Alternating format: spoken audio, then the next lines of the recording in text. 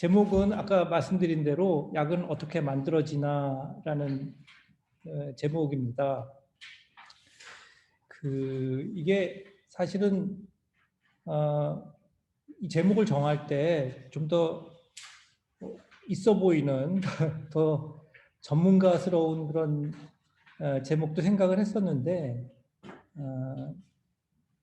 약을 잘 대하시지 않는 일반이신 경우가 많기 때문에 좀 더 어떤 친숙한 그런 보통 통용되는 말로 한번 제목을 붙여봤습니다. 그래서 약은 어떻게 만들어지나라는 제목이고요. 뭐 약이라고 하면 뭐 혹시 그걸 정확한 정의를 보고 싶으시면 뭐 여기 나와 있는 대로 위큐백과나 뭐 이런 데 다른 뭐 여러 가지 인터넷 매체를 이용을 해서 보게 되면 뭐 질병 뭐 아픈 거죠. 그러니까 질병이나 부상이나 이런 게 있을 때 그걸 좀 좋아지게 하기 위해서 뭐 먹거나 바르거나 뭐 주사하는 이런 것들 그런 것들을 그때 투여하는 그런 물질을 우리가 약이라고 한다. 뭐 여기서 이제 생물이라고 위키백과에서 돼 있는 것 같은데 어, 보통 이제 사람에다 투여하는 경우를 이제 약이라고 많이 하기 때문에 생물보다는 뭐 인체라는 얘기가 되겠죠.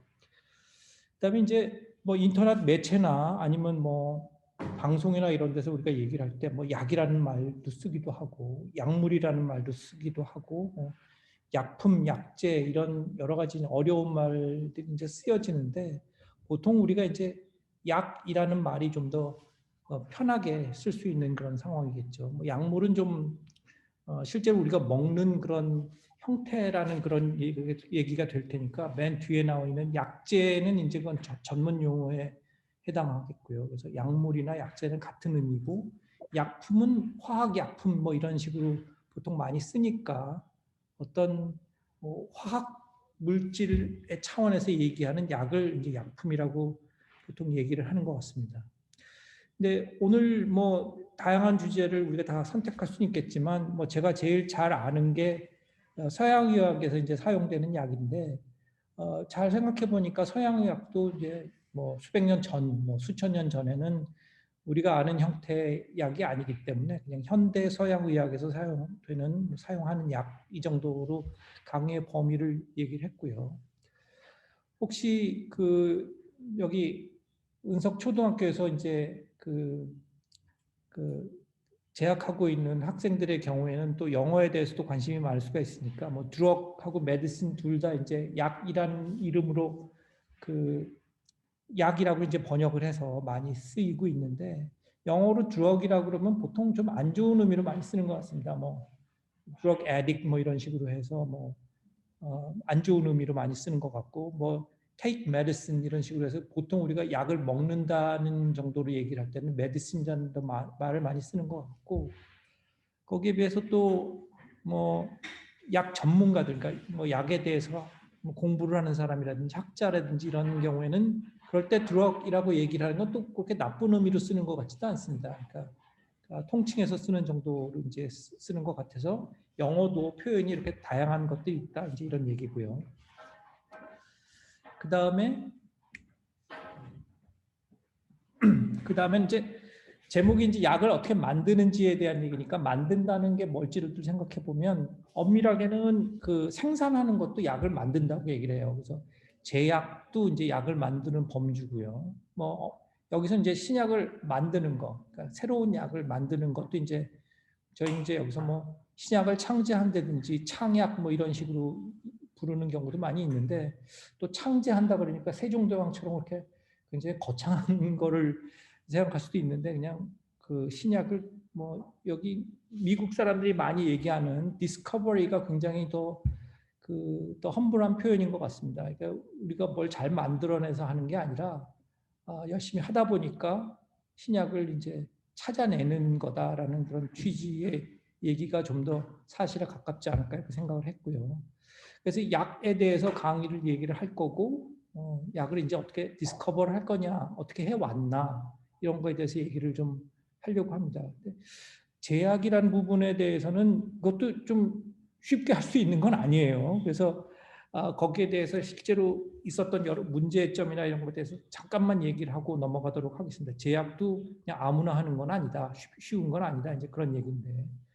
리토나비어라는 그 항바이러스제가 있습니다. 요즘 실제로 이 항바이러스제가 지금 시판되고 있는 건 아니고 옛날에 이제 만들어졌던 항바이러스제인데 현재 그게 코비드-19 그 바이러스에 효과가 있는지 없는지에 대해서 지금 실험을 하고 있는 중입니다. 근데 이 리토나비어가 처음에는 에이즈 치료제로 개발이 됐습니다. 항바이러스 치료제예요.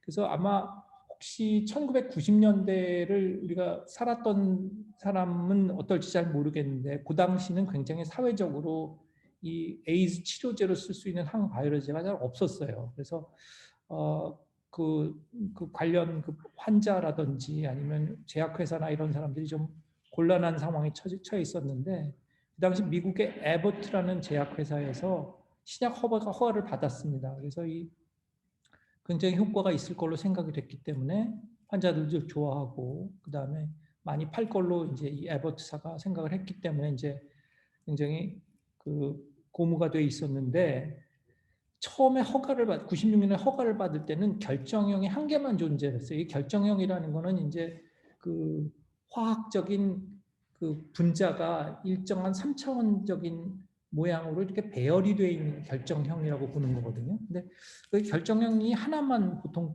존재하는 경우가 잘 없는데 흥미롭게도 이 약은 이제 결정형 1만 존재를 했습니다. 근데 그거밖에 발견할 수가 없었으니까 그걸 기준으로 해서 뭐 녹는점은 얼마고 뭐 물에 얼마나 녹고 뭐 이런 등등에 대해서 기준을 잡아서 이런 기준이면 우리가 합격을 했다고 보고 생산을 해도 된다 이런 식으로 판단을 해서 식약청에 그 자료를 냈습니다. 미국 식약청에.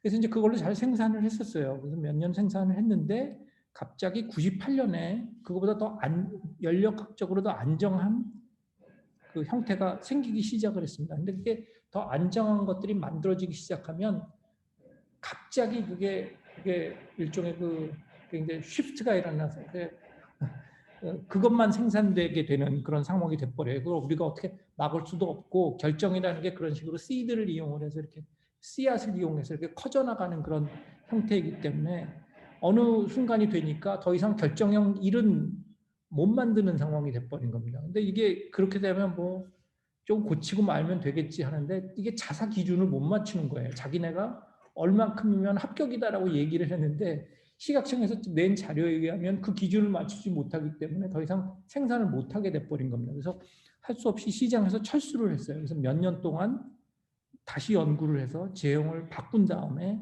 다른 형태로 팔기 시작을 했거든요. 근데 그것 때문에 욕을 굉장히 많이 먹었습니다. 사회적으로 비난을 많이 받았죠. 왜 그러냐면 일종의 사회적인 약자에 해당하는 어떤 그 환자 집단에 대해서 잘 팔던 약이 더 이상 살 수가 없게 되니까. 그래서 굉장히 야단도 많이 맞고 회사 명성도 안 좋아지고 그랬다가 나중에 이제 그 문제점을 해결했던 경우가 있습니다. 그러니까 제약도 쉬운 게 아니다. 보통은 경험이 많이 쌓여져 있으니까 잘 할 수 있는데 그게 항상 그렇게 성공하는 것도 아니고 쉬운 것도 아니다. 이제 그런 예입니다. 그럼 또 창의학은 또 그러니까 약을 창제하는 건 또 얼마나 또 쉬우냐 어려우냐 이런 것도 말씀을 좀 드려야 되겠죠. 그래서 보통 제일 처음에 프로젝트를 시작을 해서 신약 하나를 개발하는 데까지 성공하는 확률은 0.01% 정도라고 합니다.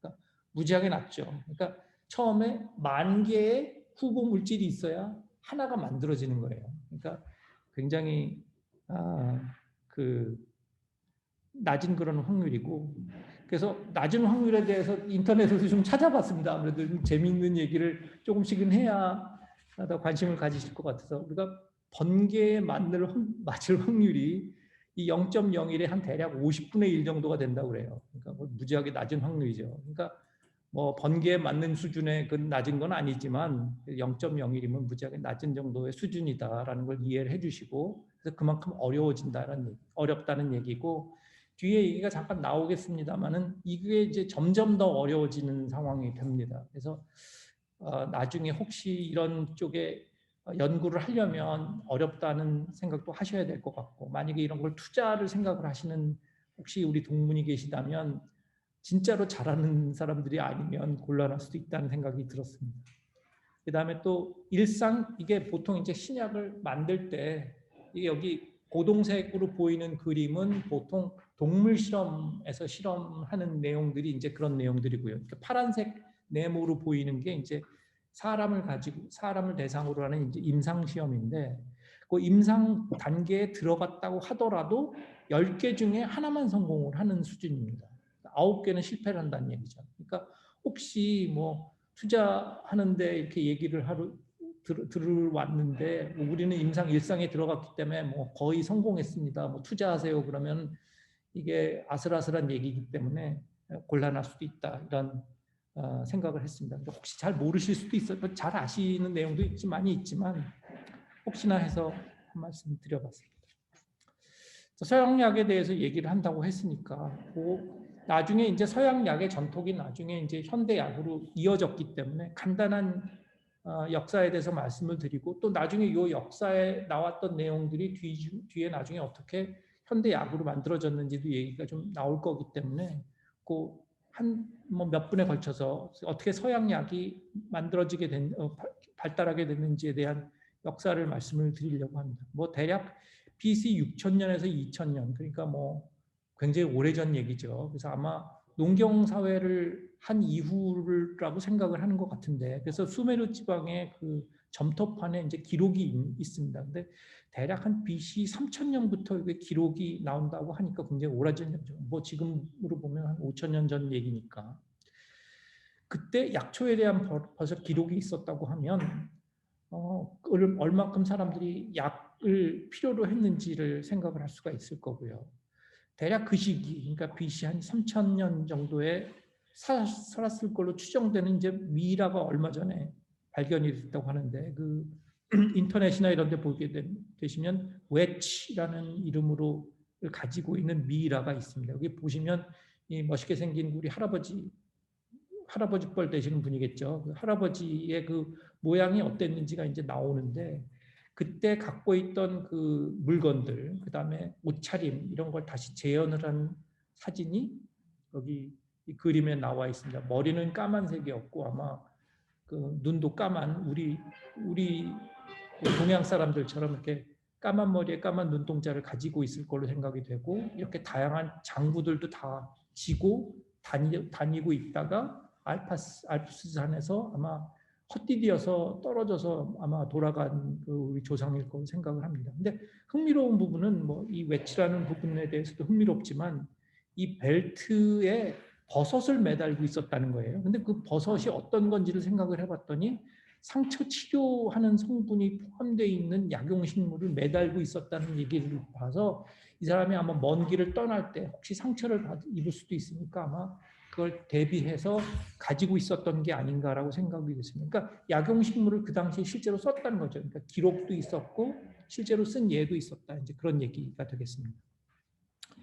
그랬다가 한 뭐 1500년 정도가 지나서 이집트의 이제 기록이 약물에 대한 기록이 많이 남아 있는데 그 여러 가지 파피루스들이 이제 발견이 되죠. 그래서 수백 종 이상의 그 약들에 대한 기록들이 남아 있는 걸로 봐서 많이 지식이 이제 발달하고 있는 것 같다 이렇게 생각하고 거기서 다시 한 1500년 정도 지났을 때 이제 그리스 시대에 디오스코리데스라는 사람이 백과사전 같은 것들을 남겼는데 거기는 5권, 그러니까 뭐 우리 백과사전 5권, 6권 이 정도 수준의 그 지식이 이미 축적돼 있었다는 걸 보게 되면 상당한 수준의 지식이 있었다고 이제 생각이 이제 되고 있는 거죠. 근데 그 아쉽게도 그 이후 한 몇백 년 후에 로마 제국이 이제 멸망을 하게 됩니다. 한 400년 지나고 나면 로마 제국이 이제 멸망을 하고 그때 이제 이루어 놨던 그리스의 학문이 이제 다 실전이 돼서 거기 있던 저술 이런 것들이 다 지워져서 이제 어떤 종교 서적이나 이런 데로 많이 사용이 됐다고 하고 일부만 중동으로 이어졌다고 해요. 그래서 전통은 이어진 셈으로 이제 생각을 하는 것 같습니다. 그래서 중동 사람들은 또 학문에 대해서는 상당히 오픈돼 있다고 생각을 해서 그 그리스 학문들을 계속 이어받은 걸로 돼 있고 그게 나중에 유럽으로 역전파가 돼서 이제 그리스의 문명이 르네상스 이후에도 이제 계속 발전되었다. 이렇게 우리가 이제 보는 셈입니다. 자, 그래서 뭐 가장 여러분이 우리가 잘 알 수 있는 그런 그 대상이 이제 그 잘 아는 아스피린 있잖아요. 우리 머리 아프면 먹죠. 그래서 아마 거의 가장 유명한 일반 의약품일 거로 생각이 되고 실제로 가장 많이 팔렸다고도 얘기를 한 것 같습니다. 해열 진통제니까 열도 내리게 하고 아픈 것도 좀 막아주고.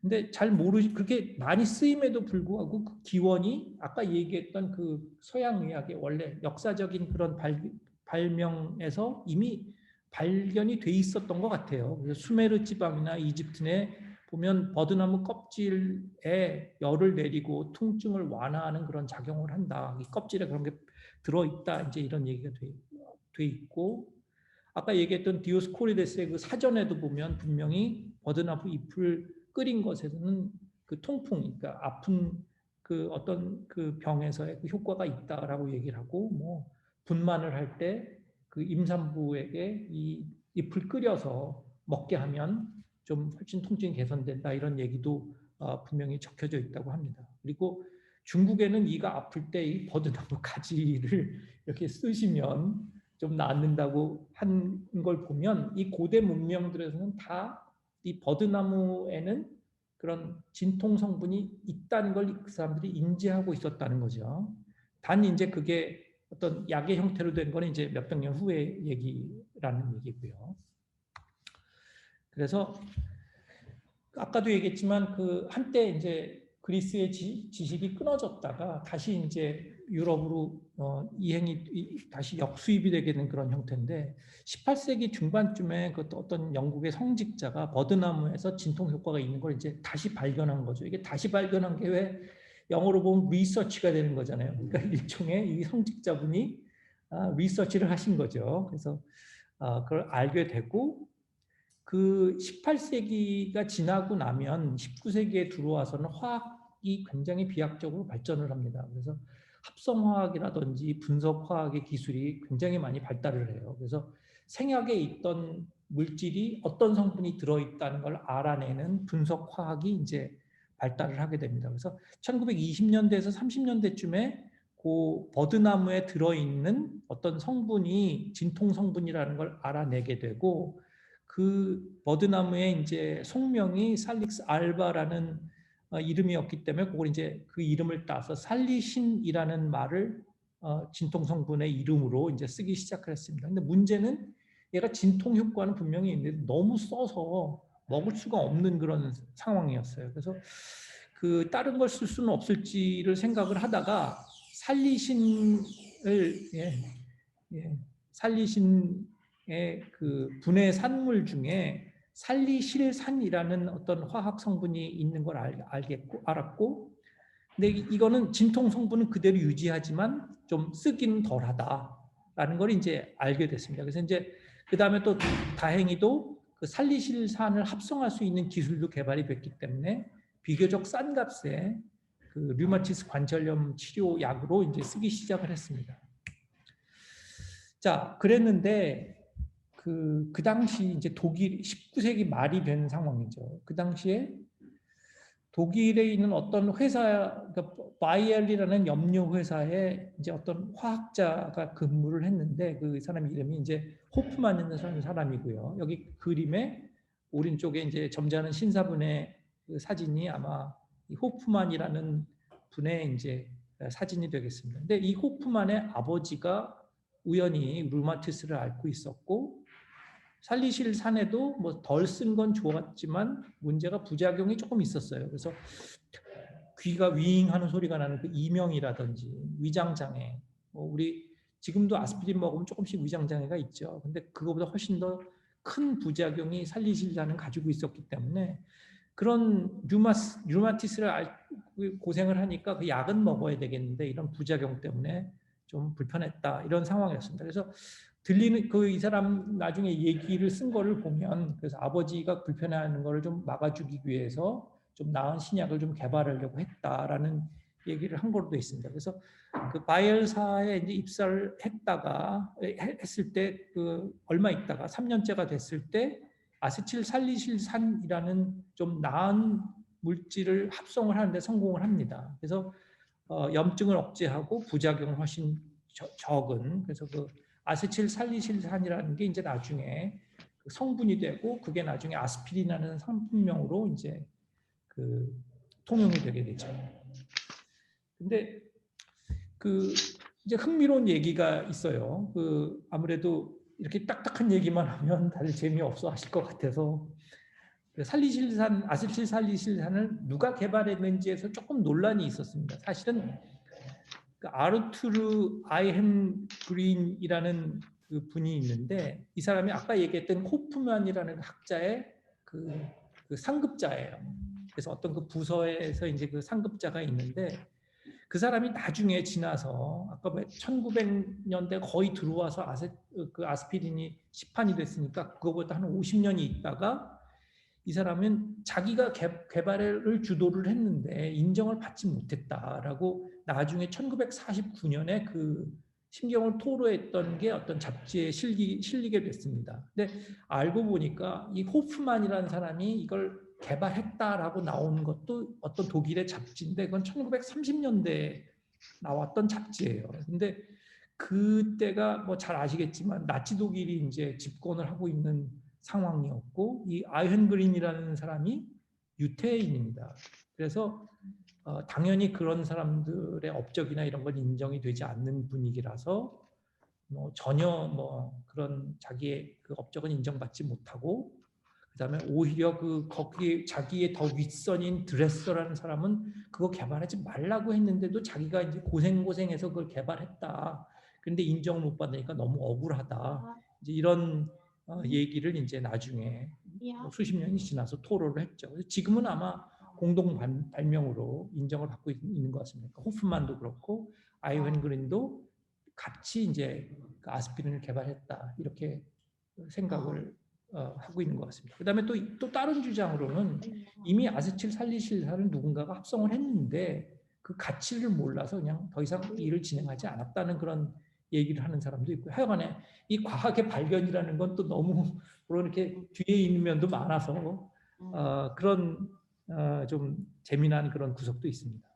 그래서 이제 또 잠깐 사이트 트랙으로 가게 되면 옆으로 잠깐 세면 과학계에서 이제 업적이나 공로를 제대로 받지 못했다가 나중에 알려지게 된 몇 가지 예를 보게 되면 여러분 우리 숨을 쉬면 이제 산소가 필요한데 산소를 발견한 게 스웨덴의 어떤 약사가 쉘레라는 사람이 1771년에 발견한 걸로 돼 있습니다. 자기가 화학 반응을 이용해서 어떤 기체를 만들어냈고 그걸 논문으로 정리해서 출판사에 보낸 걸로 돼 있어요. 75년에.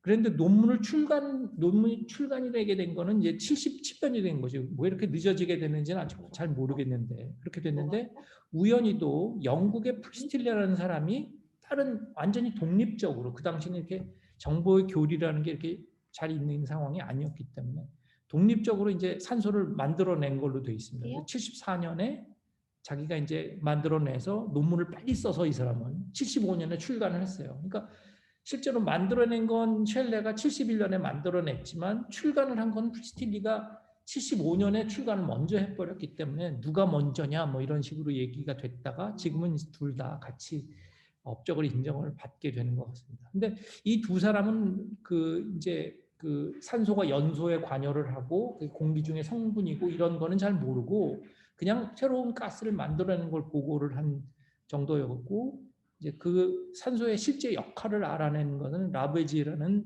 그 불란서 학자가 알아낸 걸로 됐고요. 또 비슷한 그런 맥락으로 수학하면 우리가 미적분을 이제 안 하면 안 되는데 여기 최 회장님 계시지만 공학을 했으니까 미적분 안 하면 안 되죠. 이제 그걸 체계화한 사람이 그 전까지는 중세까지도 미적분학이 발달을 했지만 실제로 정리한 거는 뉴턴이냐 라이프니츠냐 그 두 사람이 이제 정리한 걸로 돼 있거든요. 근데 이제 뉴턴은 성격이 좀 이상해서 좀 굉장히 내성적이고 그런 사람이라서 발견은 다 했지만 노트에는 다 써놨지만 발표를 하지 않았어요. 나중에 이제 그 프린티피아가 나왔을 때는 이제 다 돼 있지만 그 전까지는 발표가 되지 않았는데 라이프니츠는 독립적으로 그거를 다 체계화를 했다가 먼저 이제 크레딧이 냈었는데 뉴턴이 이제 문제를 제기를 했죠. 그랬다가 이제 라이프니츠가 죽은 다음에 라이프니츠 제자들이 이제 계속 뉴턴하고 인터랙션 그 상호작용을 했었던 그런 상황이 있습니다. 그것도 굉장히 유명한 얘기이기 때문에 혹시 이런 쪽에 그 얘기를 관심을 갖는 사람들은 한번 찾아보는 것도 재미가 날 것 같습니다. 자, 다시 이제 창약 얘기로 돌아가서 그 아스피린이 이제 1899년에 이제 시판된 거로 되어 있고요. 지금까지도 사용이 되고 있습니다. 사실 저도 아침에 먹었습니다. 심장이 안 좋기 때문에 약을 먹어야 되는데 그 중에 아스피린이 들어있는 그런 상황이고요. 매년 5만 토씩 생산이 된다고 해요. 그러니까 500mg 정제로 환산했을 때 1000억 정입니다. 계산이 맞는지 나중에 사실 어저께 체크를 해봤어요. 그랬더니 진짜 1000억 정이더라고요. 그래서 엄청나게 그 팔리는구나라는 걸 알겠고. 근데 안타깝게도 60년대까지는 해열 작용, 진통 작용이 있는 건 알았는데 어떻게 그 효과가 얻어지는지는 몰랐습니다. 그래서 그게 이제 나중에 알고 보니까 60년대에 그 멜크스트롬이라는 사람하고 사무엘슨이라는 사람이 이 그 아라키돈산이라는 내인성 물질이 우리 몸에 있던 성분이 어떤 효소에 의해서 프로스타글란딘이 만들어지면서 이게 염증이 나는 걸 이제 알게 됐고 거기에 관련 효소가 프로스타글란딘 H 합성 효소, 소위 그 사이클로옥시네이즈라고 해서 스캅스라는 효소가 이제 밝혀졌습니다. 그래서 이 사람들은 그 효소에 대해서 연구를 했는데 영국 학자인 베인이 이 합성 효소에 아스피린이나 인도메타신이나 이런 소위 엔세이드라고 하는 그 해열 진통제들을 처리를 하면 이 작용을 억제를 해서 프로스타글란딘이 생기지 않도록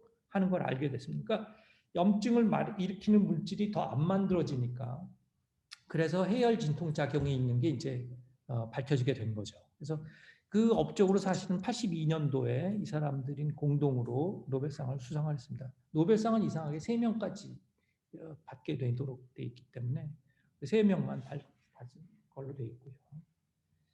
자, 그다음에 이제 아스피린에 대해서 한마디만 더 하고 이제 끝내려고 하는데 그 보통 이제 고전적으로는 뭐 살리신이 만들어졌다가 살리실릭 애시드가 만들어졌다가 그게 아세틸 살리실릭 애시드가 만들어졌다가 이제 이렇게 됐다라고 얘기를 하는데 그런 개념을 정립을 현대적으로 해보면 어떤 양리의 표적, 그러니까 효과가 나게 되는 표적을 확인을 하는 거를 이제 타겟이라고 얘기를 하고 그 타겟에 들어붙는 그 작용을 나타내는 그런 현상을 갖는 첫 번째 물질 히트라고 우리가 얘기를 합니다. 그래서 히트가 만들어진 다음에 그걸 선도 물질 리드로 만들어주는 과정이 있고 그다음에 그 리드 중에서 가장 좋은 걸 만들어내는 거를 리드 옵티마이제이션이라고 얘기를 합니다. 리드 최적화가 되겠죠. 그래서 예를 들면 살리신을 이제 확인한 거를 우리가 히트가 발견됐다고 얘기를 하고 살리실산을 만들어낸 거를 이제 리드가 만들어진 상황. 그다음에 아세틸 살리실산으로 합성한 거를 이제 리드 옵티마이제이션 혹은 리드 최적화 과정이라고 얘기를 하고 여기 이제 한마디 더 추가를 하면 최근에 와서는 혈소판 응집 억제 작용도 갖는다는 걸 확인을 했기 때문에 원래 해열 진통 작용 효과 이외에도 다른 작용이 있는 걸 확인하는 걸 우리가 영어로 repurposing 그러니까 목적을 바꿨다는 그런 개념에서 그런 영어를 쓰게 되는데 하여간에 이렇게 좀 다른 목적으로 쓸 수 있는 것까지 다 갖추고 있는 게 이제 아스피린인데 이게 막 거의 현대적인 서양 의학으로서 처음 있는 약임에도 불구하고 이 여러 요소들이 다 갖춰져 있었다. 그래서 이게 일종의 모델로 쓸 수 있지 않겠는가 이렇게 이제 생각을 하는 거죠. 그다음에 모든 분들이 다 이제 관심을 갖는 그 코비드-19 그 백신 접종인데 한때 이제 문제가 됐었던 게 해열 진통제를 뭘 먹느냐에 대한 얘기가 있었고 실제로 뒤에 나중에 시간이 나올지 있을지 없을지 몰라서 이제 여기다 포함을 시켰는데 그 그러니까 초등학교 학생들이 보냈던 질문 중에 왜 브루펜은 안 되고 뭐 아세타미노펜 그런 것만 됩니까? 라고 이제 하는 질문이 있어서 거기에 대해서 설명을 좀 해보면 원래 해열 진통제는 좀 안 드시는 게 좋습니다. 그러니까 아주 많이 올라가는 상황이라면 의사 선생님하고 잘 상의를 해서 응급실에 온다든지 아니면 다른 방법을 취하는 게 좋고 꼭 해열진 통제를 만약에 처방을 받고 싶다면 아마 의사 선생님은 아세타미노펜, 그러니까 소위 타이레놀이라는 거를 처방하실 걸로 생각합니다. 그 이유를 보게 되면 여기 이제 그림이 아래 나와 있는 셀 이뮤놀이라고 나와 있는 그 논문인데 여기 실제 내용을 좀 정리를 한 게 위에 이제 신문에 나온 그 그림인데요. B2 약이라고 한 거는 이제 약을 먹지 않고 그냥 참았을 때 이뮨 반응이 얼마나 나오는지에 대한 게 예를 들면 12,000 이렇게 나와 있죠. 그런데 이뮨프로펜이라는 약물을 먹으면 면역 반응이 한 4,000 정도가 줄어요. 그런데 아스피린하고 타이레놀은 조금 덜 준다는 얘기예요. 그러니까 안 주는 게 아니라 덜 주는 거예요. 그렇기 때문에 해열진 통제를 안 먹는 거를 선생님들이 권고를 하시는 겁니다. 그래서 그럼에도 불구하고 꼭 먹어야 되고 너무 불편하고 하다면 타이레놀이 조금 더 덜하니까 그거를 자시라고 보통 얘기를 하는 게 아마 표준 권고 사항일 겁니다. 근데 이제 그래도 또 이제 학자 상황에서 또 얘기를 해보면 이 논문을 잘 읽어보면 몇 가지의 그 루프홀 그 문제가 좀 있어요. 그래서 이건 이제 사람에 대해서 직접 실험한 것도 아니고 사람 세포를 가지고 실험을 한 거고 그 다음에 농도가 비교적 높았다는 문제도 좀 있고요.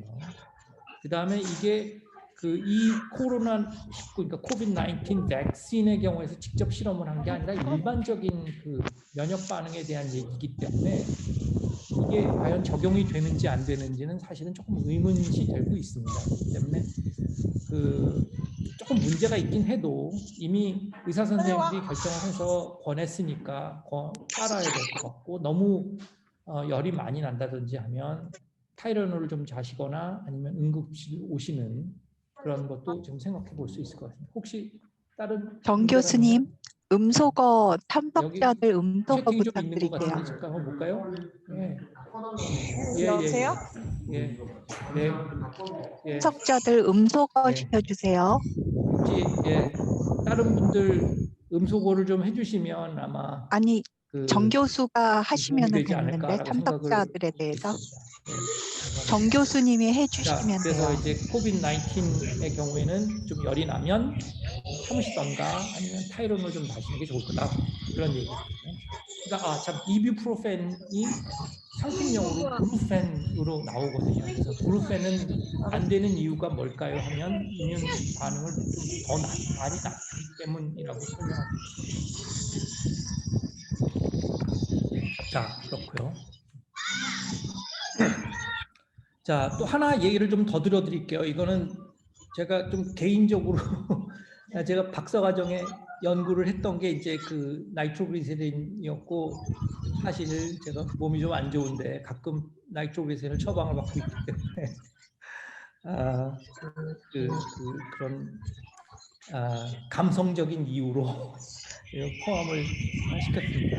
나이트로그리세린이라 그러면 보통 이제 이거 다이나마이트 아니야, 뭐 화약 아니야 이렇게 생각하실 수도 있고 좀 잘 아시는 분들은 그게 혀 안에다 이렇게 집어넣으면은 혀 안에 있는 핏줄에 이제 흡수가 돼서 거기서 작용을 나타내는 거야 이렇게 설명하는 분도 있고 또 어떤 사람은 나이트로그리세린인데 제제가 좀 달라서 어떻게 테이프처럼 생겨가지고 이렇게 몸에 붙인다고 하는 사람도 있고 그렇습니다. 이게 다 맞는 말이에요. 이게 다이나마이트의 성분이기도 하고 설화정 그러니까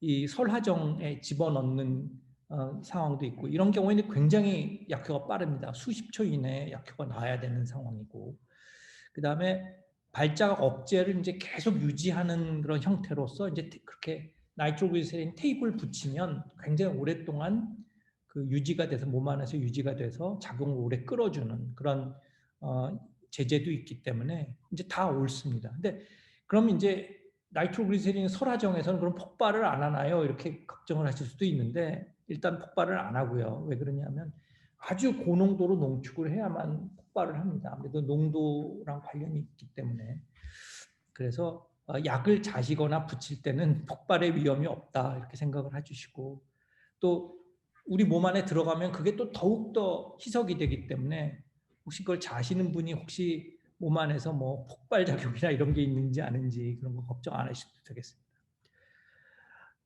그 협심증 이제 뭐 저를 포함해서 이제 그 심장 증세를 갖고 있는 분들은 협심증이라는 증세가 있을 수가 있는데 그런 경우에는 심장에 혈류가 너무 늦어져서 심근에 산소가 제대로 공급이 안 되는 거예요. 그래서 이제 심장이 아픈 그런 상태입니다. 그래서 이제 그게 이제 가슴 부위가 엄청나게 아파서 뭐 코끼리가 앉아 있는 것 같다 뭐 이런 식으로 표현하는 사람도 있다고 해요. 그러니까 엄청난 통증이 있는 거죠. 이제 그럴 때 니트로그리세린을 먹으면 이게 혈관 확장 작용이 있기 때문에 심장 혈관을 늘려줘서 심장이 산소가 공급이 되니까 통증이 훨씬 나아지게 됩니다. 이게 진짜로 그걸 먹은 사람의 그 얘기를 들어보면 정말로 숨을 못 쉴 것처럼 아픈 사람이 그 간단한 설화장을 하나 먹음으로써 완전히 살아나는 것처럼 느끼는 정말 엄청난 그런 효과가 있다고 얘기를 해요. 그런 굉장히 좋은 약입니다. 자, 당연히 그 노벨은 이제 그 알프레드 노벨을 얘기를 하는 거고 우리가 노벨상을 제정한 사람이 이제 그 노벨이죠. 알프레드 노벨.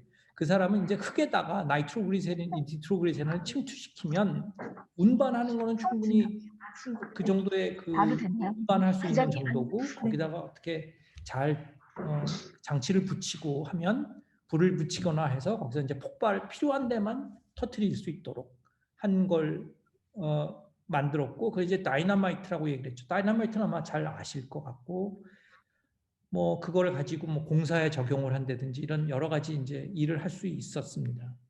근데 흥미로운 게 다이너마이트 공장에서 그 어떤 그 노동자 중에 한 명이 협심증을 앓고 있었는데 이상하게도 평일에는 발작을 안 하고 휴일에는 안 가니까 발작을 한 거예요. 그러니까 지금 알면은 나이트로그리세린이라는 게 이게 그 피부로 흡수가 됩니다. 그렇기 때문에 이제 공장 노동자가 조금 이렇게 묻고 그랬을 때 약작용을 할 수 있을 정도의 수준이 돼서 이제 발작을 안 하고 있다가 지나고 나면 집에 가면 휴일 되게 되면 이제 발작을 다시 하는 그런 형태가 되게 된 거죠. 그래서 이런 걸 잘 조사를 하다 보니까 아, 니트로그리세린이 협심증에 쓸 수가 있구나라는 걸 이제 알게 된 게 그냥 1870년쯤 됐습니다.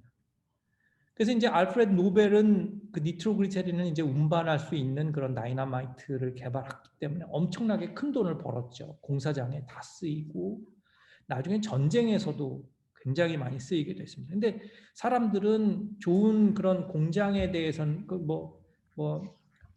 그 탄광이나 이런 데서 쓰고 이런 거보다는 전쟁에서 사람들이 많이 죽었던 거에 대해서 인상이 너무 셌기 때문에 이게 죽음의 사기이라는 아주 안 좋은 소문까지 퍼지게 됐어요. 그래서 이 사람은 그게 너무 마음에 아팠고 자기는 그런 취지는 당연히 아니었기 때문에 나중에 번 돈을 노벨상이라는 그 상을 이제 만들고 특히 이상하게 이제 과학뿐만이 아니라 평화상도 제정하도록 유언을 남기게 됐죠. 더욱더 뭐 재미나다고 그럴까? 뭐 아픈 사람 얘기를 해서 좀 그런데 좀 아이러니라고 그럴까? 노벨은 나중에 늙어서 협심증을 앓습니다. 직접. 그래서 자기가 나이트로그리센 신세를 지게 돼요. 비슷한 맥락으로 정석제도 니트로그리센으로 박사과정 테마를 했었는데 먹게 되는 것도 아이러니가 되는 거고요. 하여간에 그렇습니다. 뭐 생각해 볼 대목은 있는 것 같습니다. 나중에 집에 가서 좀 생각나면 한번 생각 좀 해볼게요. 근데 이 니트로그리세린이 19세기 말에 이제 개발이 돼서 이제 여러 사람들의 생명도 구하고 하게 됐는데 양리 기전은 조금 있다가 상당히 지나서 이제 알게 됐습니다. 70년대 후반에 이제 밝혀지게 됐는데 70년대 그 후반에 버지니아 대학교에 그 뮤레드라는 연구팀이 있었는데 이 뮤레드라는 박사님이 주도했던 연구팀은 니트로그리세린이라는 그런 확장제는 일산화 질소로 대사가 되는 것 같고 그게 여기 효소 이름이 좀 어려운데 구아닐레이트 사이클레이즈라는 어떤 효소를 활성화시켜서 궁극적으로 혈관을 확장시키는 걸로 이제 연구 결과를 얻었습니다. 근데 뭐 여기 이제 자세한 이 빨간 박스로인 건 이제 구아닐레이트 사이클레이즈의 어떤 특정 위치에 그 일산화 질소 NO가 붙게 되면 이게 이제 떨어져 나와서 철의 부위가 이제 액티베이션이 활성화가 된다. 이제 이런 그림을 보여주는 이제 모식도가 되는 거죠. 실제로 연구가 많이 진행이 됐고요. 근데 그 당시 사람들은 N5면 굉장히, 그러니까 일사나 질소면 엄청나게 구조가 간단한 건데 이걸 어떻게 효소 활성화랑 연관을 짓나라고 사람들이 의문을 많이 표시를 했습니다. 그래서 학계에서는 이 사람 이론을 별로 이렇게 받아들이지 못하게 됐었어요. 그래서 굉장히 이제 이렇게 애를 먹고 있는 그런 상황이었었는데 그런 건 전혀 상관이 없이 한 80년대에 뉴욕 주립대학의 퍼치컷이라는 그 교수님이 계셨는데 이 사람은 전혀 그 니트로그리세린하고 상관없이 혈관에 있는 어떤 내피 세포는 혈관 확장인자를 이렇게 어떤 특정한 자극을 하게 되면 이 확장인자가 배출되는 것을 알게 됐습니다. 그래서 아마도 여러 가지 특성을 보니까 이게 일산화질소일 것 같다는 생각을 한 거예요. 그러니까 일산화질소가 혈관 확장인자, 그러니까 완전히 내인성 인자가 되기도 하고 니트로그리세린에서 만들어진 물질이기도 하다는 거죠. 근데 그 당시는 이제 이 퍼치컷은 그 니트로그리세린에 대해서는 잘 모르는 그런 전문가였기 때문에 그냥 일산화질소일 것 같다는 가설을 세웠는데 그 분야에 가장 권위를 또 갖고 있던 이그네로라는 그 UCLA 교수랑 같이 공동 연구를 해서 이게 일산화질소인 거를 알아냅니다. 그래서 이 이그네로, 포치컷, 그다음에 뮤렛 요 세 분이 1998년에 같이 그 이 일산화질소라는 간단한 물질이 일종의 정보 전달 물질이 된다라는 것을 알아내요. 그래서 노벨상을 이제 수상을 합니다. 그러니까 요 대목도 되게 아이러니해요. 노벨이 번 돈, 그러니까 다이너마이트로 번 돈으로 노벨상을 제정을 했는데 그러니까 결국 번 거는 나이트로그리세린으로 번 거죠. 근데 그거랑 연관된 연구를 했던 학자가 거의 100년 후에 딱 100년 후에 노벨상을 받게 됐다라는 그것 때문에 사실은 한때 그 되게 재미나다라는 그런 얘기를 많이 하게 됐습니다. 근데 또 항상 그런 딱딱한 얘기만 하면 재미없으니까 되게 저는 근데 그 당시에 박사과정에 있는 그런 상황이었고 실제로 일산화질소를 측정하기도 하고 뭐 그런 일을 했었기 때문에 그 사람들의 일은 꽤 잘 안다고 생각을 합니다. 근데 그 당시 일산화질소 연구에 또 굉장히 유명했던 사람이 두 명이 더 있었는데 살바도르 몬카다라는 사람이 있고 솔로몬 슈나이더라는 그 또 교수님 이 두 분이 계셨는데 이 두 분은 굉장히 뛰어난 업적을 보였는데도 노벨상을 못 받았어요. 몬카다 같은 분은 이 혈관 확장 인자가 화학적으로 일산화질소라는 걸 아주 더 이상 반론을 제기할 수 없을 정도로 엄청난 데이터를 아직도 기억하는 그 논문인데 그런 일을 했고 그다음에 이 일산화질소라는 게 아미노산에서 유래했다는 것도 알아낸 굉장히 중요한 업적을 쌓았던 분이 몬카다 박사입니다. 그다음에 슈나이더 교수님은 그 일산화질소 생성 효소가 뭔지를 생화학적으로 결정한 굉장히 중요한 업적을 쌓았어요. 근데 이 두 분은 다 노벨상을 못 받았습니다. 그래서 왜 그랬을까? 나름 그 필드에 있던 사람들이 좀 논란이 있기도 하고 그랬죠. 솔로몬 슈나이더 교수는 더욱더 억울한 게 이분은 이렇게 한 번 노벨상을 놓쳤고 그 훨씬 전에 엔돌핀이라고 여러분 혹시 모핀인데 우리 몸에서 유래되는 모핀이 있잖아요. 그거를 결정한 사람이에요. 생화학적인 결정을 다 한 게 슈나이더가 처음에 젊었을 때 업적입니다. 근데 그분도 그걸로 노벨상을 받을 걸로 생각했는데 약간 몇 가지 문제점 때문에 처음에 못 받아요. 그래서 그 다음에 이제 NO로 그러니까 일산화질소로 받을 걸로 생각했는데 또 못 받습니다. 그러니까 불운이 두 번 겹친 분이라 그럴까 그런 사람이고 아직 시간이 좀 있는지 모르겠는데 더 재미난 게 이분의 스승은 노벨상을 받아요. 엑셀 러드라는 교수님이 받는데 그 스승의 스승은 또 노벨상을 못 받아요. 그래서 못 받고 받고 못 받은 뭐 그런 거에 관한 얘기가 그 Apprentice to Genius라는 여기 그림을 보였는데 그거 관련된 얘기를 아주 재미나게 그러니까 과학이라는 게 딱딱한 부분도 분명히 있는데 그런 그 사람에 대한 얘기는 항상 재밌거든요. 그래서 그런 걸 한번 보시는 관심이 있다면 한번 보시는 것도 좋을 것 같다는 생각이 들고, 교보문고에 오늘 아침에 가서 들어가 봤더니 7일 만에 딜리버가 된다 그러더라고요. 혹시 영어 공부를 하실거나 아니면 이런 책을 좋아하시면 이 어페란투스 지니어스 한번 읽어보시면 좋을 것 같습니다. 첫 번째가 그 스승의 스승이 노벨상 자기 통보를 못 받는, 그다음에 실망했던 그 얘기에서 시작을 해요. 그래서 되게 재미나게. 근데 그 당시에 그 스승은 같은 분야거든요. 드럭 메타볼리즘 부분이기 때문에 같은 분야인데 엑슬로드는 받고 브로디는 못 받는 아주 그 첨예한 그런 뭐랄까 대비라 그럴까 그런 거를 재미나게 썼기 때문에 한번 읽어보시는 것도 좋을 것 같습니다. 헛소리를 너무 많이 한 것 같은데 죄송합니다.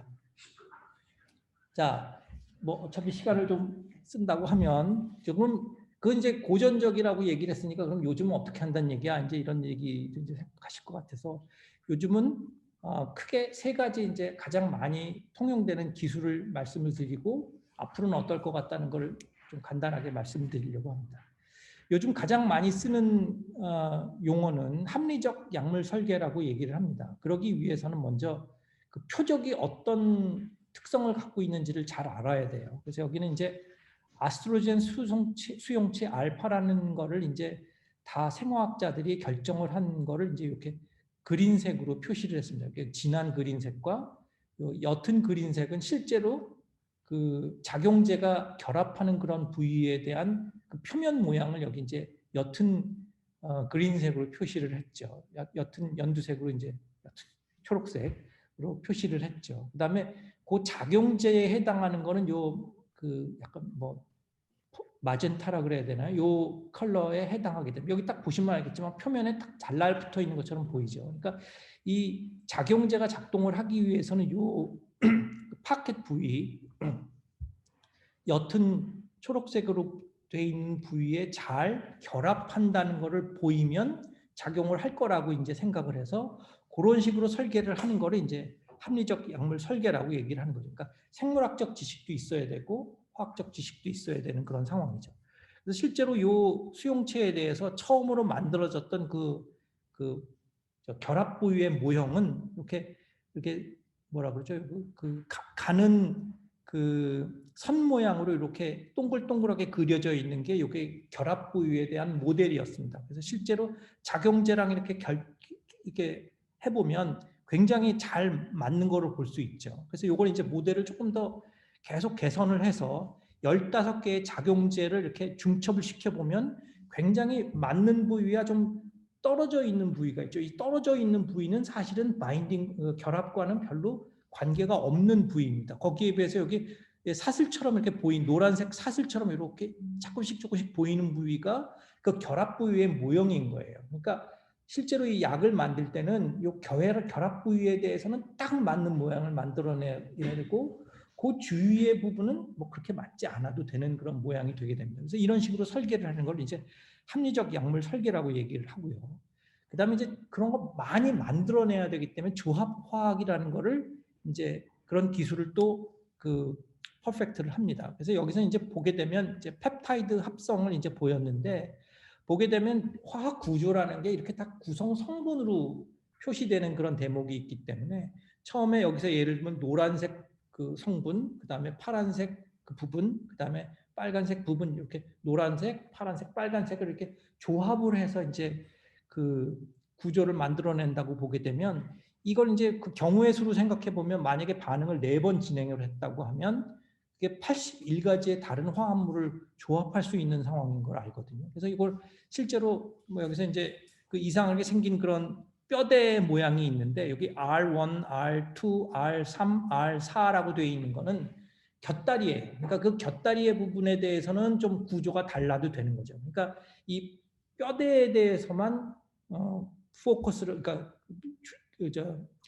그 포커스 그러니까 주목을 하고 나머지 이제 곁다리들은 조금 달라도 되는 그런 만약에 세 그룹이고 만약에 각각 뭐 예를 들면 3개씩 있는 그런 상황이라면 똑같이 3번이니까 27개의 화합물을 합성할 수 있는 거고 그게 수십 개면 뭐 몇천 개 수준이 되는 거죠. 그래서 여기 그런 식으로 조합화학으로 이제 만들어 놓은 이런 화합물의 모음을 이걸 라이브러리라고 부릅니다. 그러니까 요 사실은 요 플라스틱 통처럼 생긴 거에는 아마 여러 개의 병이 이렇게 들어있는 형태가 될 거예요. 그래서 그 병마다 다른 화학 구조를 가지고 있는 비슷한 물질이 되는 거죠. 그러니까 이런 것들을 모아놓은 거를 우리가 라이브러리라고 보통 얘기를 합니다. 그래서 라이브러리를 만드는 것까지는 이렇게 기술이 이제 만들어지고 이제 합리적인 설계도 되고 많이 만들어낼 수도 있었는데 그러면 많이만 만들어내면 뭐하죠? 만약에 하루에 100개씩 만들어낼 수 있는데 실제로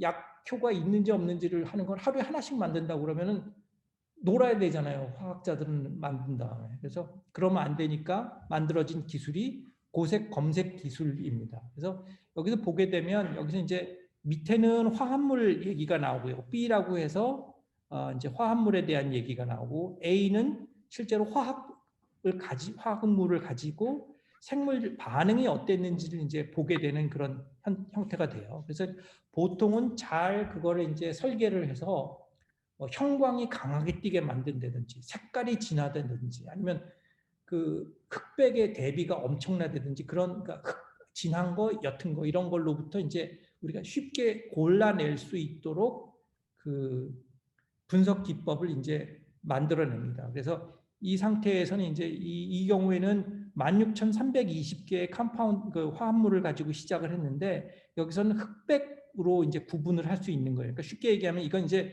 16,320개가 있는 건 아니고 이것보다 훨씬 더 큰 게 있겠죠. 그런데 이제 그 중에서 가장 흑색이 진한 거를 이제 골라내서 거기서 이제 여기 보면 139개를 이제 선택했다고 돼 있죠. 그래서 이제 그 반응 중에서 혹시 제대로 된 게 아닌 거가 있는지를 찾아내는 그 리액션을 또 그런 반응을 했더니 이번에는 86개만 살아남은 형태가 돼서 이번에는 세포에다 직접 처리를 해서 과연 효과가 있는지를 봤더니 86개 중에서 5개만 살아남았다 이렇게 되는 거죠. 그래서 그런 식으로 여러 개의 그 분석 그 기법을 이제 중첩적으로 적용을 합니다. 그러니까 아주 속도가 빠른 거는 많은 화합물에 대해서 검토를 할 때 쓰고 가장 정확한 거는 좀 속도는 늦지만 정확성이 높은 그런 분석 방법을 이제 쓰게 된다는 거죠. 그래서 여기서 이제 5개의 그 히트를 찾았으니까 이번에는 이제 그 리드를 만들어내야 되잖아요. 그러니까 히트를 가지고 리드를 이제 옵티마이즈를 해야 되겠죠. 그래서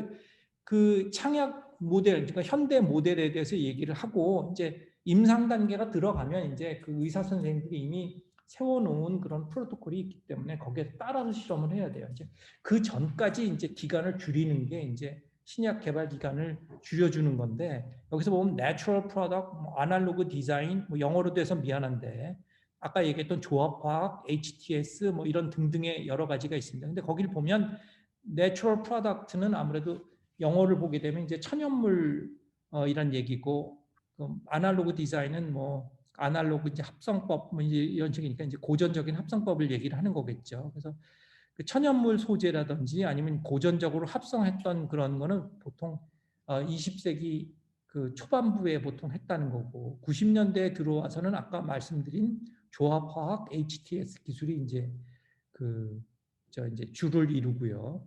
버추얼 스크리닝이라는 거는 아까는 왜 그 생물학적 작용점에 대해서 어떤 인포메이션 그 정보가 있어야 된다고 말씀을 드렸는데 여기서는 그걸 이제 더 컴퓨터 수준으로 이제 내려와서 실제로 그런 결과치가 없더라도 컴퓨터 수준에서 과연 어떤 설계한 약물이 반응을 할 거냐 안 할 거냐는 이제 판단하는 그런 기술도 이제 접목이 됩니다. 이제 그렇게 되게 되면 이제 그다음에 디스커버리가 있고 그다음에 최적화 기술이 있고 그다음에 NC라는 게 이제 New Chemical Entity라고 불러서 이제 새로운 신약을 얘기를 하는 거죠. 그래서 그 디스커버리가 되게 되고 그다음에 이제 디벨롭먼트 과정이라고 하면 임상 시험 이제 이런 식으로 가는 거죠. 그러니까 기본적으로 통상적인 아주 고전적인 방법이나 현대의 방법이나 처음만 다르지 나머지 골격은 좀 비슷해진다. 이제 그런 얘기입니다.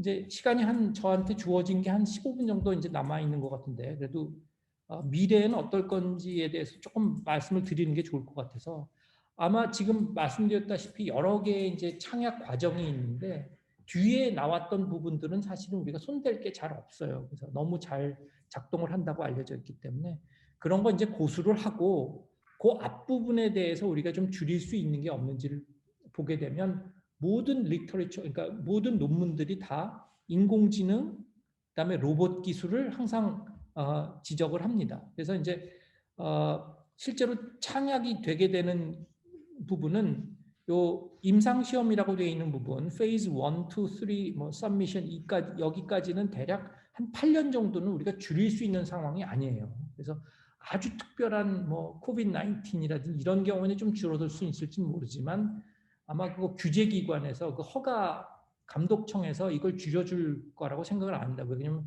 사람에 대한 안전성에 관한 문제이기 때문에 줄일 가능성은 없고 동물 실험 단계를 줄일 가능성은 있어요. 그 다음에 임상시험 비용도 보게 되면 사실은 임상시험 비용이 대부분이기 때문에 이 비용은 그대로 지출을 해야 되는 그런 상황이죠. 거기에 비해서 이 앞쪽도 좀 돈이 들긴 하지만 요거를 줄이고 싸게 할 수 있다면 궁극적으로 더 잘 개발할 수 되지 않을까 이렇게 생각합니다. 요즘 이쪽 그 문헌을 좀 보다 보면 무어의 법칙, 이룸의 법칙 이런 얘기들이 나와요. 무어의 법칙은 이미 아마 잘 알고 계시겠지만 반도체의 성능이 뭐 2년마다 2배로 증가한다. 이거 뭐 잘 알려져 있는 법칙이죠. 근데 이룸의 법칙은 이제 거꾸로예요. 신약 개발에서는 해마다 비용은 증가하고 신약 숫자는 늘지 않는다. 이게 또 거의 지수 관계이기 때문에 더욱더 안 좋은 상황입니다. 근데 이걸 왜 이룸 법칙이라고 부르냐면 무어를 거꾸로 한 거예요.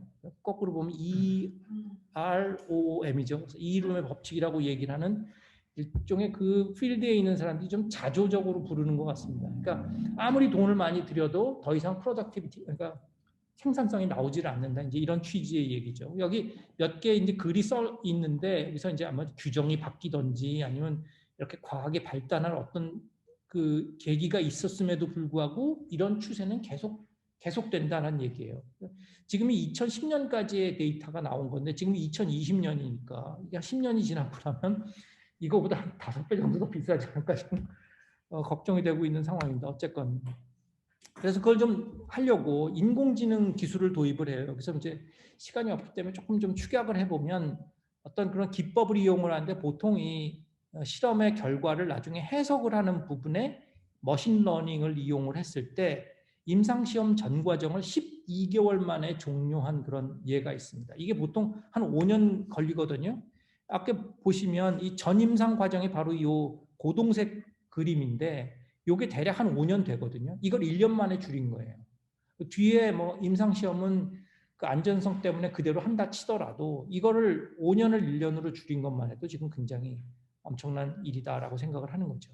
거기에다가 아까 이제 뭐 리드 최적화 기술 부분에서 제일 돈이 많이 들고 제일 시간이 많이 드니까 그걸 줄이는 것뿐만이 아니라 머신러닝이나 이런 것들을 이용을 하면 전혀 새로운 구조의 항생 물질을 개발할 수도 있었다는 그런 보고도 있거든요. 그러니까 이런 것들을 더 잘 쓰면 훨씬 더 효율적으로 신약을 디스커버를 할 수 있지 않을까라고 생각을 하고 있습니다. 근데 그것도 좀 중요한 부분이 항상 그렇지만 않은 게 이 저희 전공에 대해서 얘기했던 건데 2010년도에 그 AI에서 얻었던 결론을 보게 되면 원래는 이게 프리딕션이 잘 되려면 뭐 쉽게 얘기해서 이 까만 선에 따르도록 쭉 이렇게 그 점이 찍혀지는 그런 형태가 돼야 되는데 이게 중구난방 퍼져 있죠. 그러니까 이 당시만 해도 인공지능이 별로 지능이 없었다 이제 생각인데 이게 10년 만에 상당히 이게 좀 좁혀진 거를 좀 보실 수 있을 겁니다. 여기 인실리코 마딜이라고 되어 있는 부분을 보게 되면 아직 완전히 그 선 위에 이렇게 찍혀져 있는 그런 수준은 아니지만 좀 이렇게 퍼진 게 좀 줄어들었다고 할까요?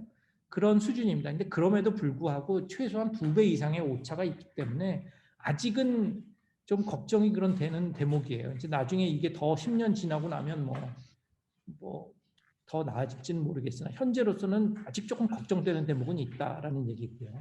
아까 로봇 얘기를 했는데 아까 라이브러리가 아까 왜 수천 개, 수만 개에 대해서는 아까 왜 그림 생각나시는지는 모르겠는데 이렇게 실제로 사람이 하나하나 이제 이렇게 취해서 실험하는 그런 그림이 있었는데 더 이상 수만 개가 지나고 나면 사람이 할 수 있는 수준이 아니라서 이렇게 로봇이 라이브러리를 관리를 해줍니다. 그래서 얘를 갖고 나와서 진짜 고속 스크리닝을 해서 기계들이 합니다. 이게 사람이 하는 고속 스크리닝이 아니기 때문에 24시간 휴일, 뭐 공휴일 뭐 상관없이 또 여러 대가 있으면 동시에 진행해도 되잖아요. 그죠? 사람은 더 뽑을 수 없지만 돈만 내면 기계는 더 살 수 있으니까 그런 식으로 했을 때 엄청나게 속도를 빨리 할 수가 있기 때문에 당연히 비용이나 시간을 절감할 수 있다. 근데 여기에서는 잘 보이지 않았지만 실험 오차도 줄일 수 있을 거로 생각을 합니다. 이게 보면 프리클리니컬 리서치에서 결과가 재확인이 되는 게 10% 정도밖에 안 된다는 아주 정말로 실망스러운 결과가 보고가 된 적이 있기 때문에 사람을 쓰지 않고 만약에 뭐 기계를 쓴다면 훨씬 더 좋은 결과를 얻을 수 있을 거다. 이제 이런 얘기입니다. 그래서 그걸 보면 대략 전체적인 그 개발 기간은 13년 정도 걸리는 걸로 돼 있고 여기 1.78 빌리언 달러가 드는 상황입니다. 한 개 약을 NM이라는 게 New Molecular Entity니까 한 개 신약인데 그게 대략 2 빌리언 정도가 드니까 뭐 언뜻 계산해서 2조 원 정도가 드는 거죠. 엄청난 비용인데 이게 보시면 2012년이에요. 이거보다 더 상황은 나빠져 있을 거라고 예상하시면 될 것 같습니다. 이거보다 더 크겠죠. 근데 그러면 제약회사들은 먹고 사는 거냐 이렇게 생각을 하시는데 소위 블록버스터 약이라는 게 있습니다. 이제 대표적으로 이제 처음에 시메티딘이라고 아마 여러분 나중에 일하신 분들이라면 속 쓰려서 시메티딘, 타가메신 뭐 이런 걸 자셔본 라니티딘 이런 걸 자셔본 경험이 있을 수도 있는데 궤양 치료제죠. 근데 이 제품이 1년 1 빌리언 달러를 처음 넘었던 거기 때문에 소위 블록버스터 약이라 그러면 1 빌리언 달러 퍼 이어로 생각을 합니다. 실제로 16년에서 19년까지 3대 블록버스터 약을 봤더니 휴미라라는 약이 이건 10 밀리언이에요. 여기 16 빌리언이니까 10조, 20조 그 얘기를 지금 하고 있는 거거든요. 엄청난 규모인 셈이죠. 제가 알기로는 이게 19년인가 아마 특허가 끝난다고 하기 때문에 아까 정 교수님 또 나중에 질문하실지는 모르겠지만 제약회사들이 다들 군침을 흘리고 있는 그러니까 요 비슷한 약물 이런 약을 이제 주네릭 같이 개발하려고 군침을 줄줄 흘리고 있는 그 약입니다. 그래서 이렇게 블록버스터 약이 되게 되면 끝에 이제 세일 거의가 끝날 때까지 대략 한 5, 6년 정도에는 이렇게 엄청난 양을 판다고 해요. 그래서 자기가 개발한 비용도 다 상쇄하고 다른 약 개발 비용도 다 넣고 해서 소위 빅파마라는 것들이 더 이상 그 다른 좀 작은 회사들이 침투를 못하는 수준이 돼버리는 그런 상황이 돼서 이게 과연 좋은 거냐 낮은 거냐라고 이제 아닌 거냐 이렇게 생각할 수가 있죠. 그래서 이제 오늘 그 얘기를 좀 요약해 보면 신약 창제에 대해서 이제 얘기를 했죠. 아까 뭐 맨 마지막에 말씀을 드렸지만 개발 비용 엄청나고 뭐 조 단위는 넣어야 되는 상황이고 장기간이 소요된다. 13년 뭐 기술이 나아져서 이게 뭐 몇 년 단축한다고 하더라도 이게 그래도 거의 10년 근처까지는 갈 수도 있다라는 얘기고요. 근데 하나만 만들면 우리 제약회사에서 하나만 만약에 블록버스터 만들면 그 회사는 빅파마로 들어가는 겁니다. 이게 아까도 얘기했지만 블록버스터를 만든다고 하니까 조 단위로 1년에 버는 거거든요. 실제로 생산 비용은 아무리 복잡한 생산을 한다 쳐도 그렇게 많이 들지 않을 겁니다. 첫 번째 정제를 만들 때까지 돈이 많이 드는 거지 그 이후는 별로 돈이 안 든다는 거죠. 그러니까 하나만 하면 들어간다는 거. 실제로 옛날에 제가 기억하기로는 90년대에 일본의 제약회사들은 그렇게 크지 않았어요. 100대 그 정도의 안에 들은 정도였었는데 소위 그 블록버스터 약, 그 소위 스타틴 계열의 그 고지혈증 치료제가 몇 개가 개발이 되고 나서 뭐 다케다 뭐 이런 그 상표 뭐 이런 데들이 엄청난 사이즈가 돼서 이제 빅파마가 돼버렸습니다. 그렇기 때문에 그러니까 하나만 하면 되는 거예요. 그러니까 우리나라도 하나만 하면 된다는 거죠. 근데 그러려면 당연히 혁신 기술이 필요할 때니까 뭐 나라에서 좀 도와주고 그다음에 제약 회사들이 또 나름대로 또 노력을 하고 해서 개발 비용도 낮추고 진짜로 블록버스터 약도 만들고 그러려고 하고 있습니다. 실제로 그 며칠 전 금요일 날그 묵현상 신약개발 단장의 발표를 들을 일이 있었는데 목표 10년 이내에 블록버스터 신약을 하나를 만들어내는 걸 목표라고 굉장히 아주 목소리를 높여서 얘기를 하시고 뭐 나름 이런저런 생각을 많이 하셨던 걸로 기억을 합니다. 그런데 그 묵현상 사장은 아마 달성할 수 있을 거다라고 얘기를 하는데 뭐 그렇다면 우리나라에 빅파마 하나 있는 그런 상황이 되겠죠. 자, 그럼 여기까지 해서 발표를 마치도록 하겠습니다. 예, 감사합니다.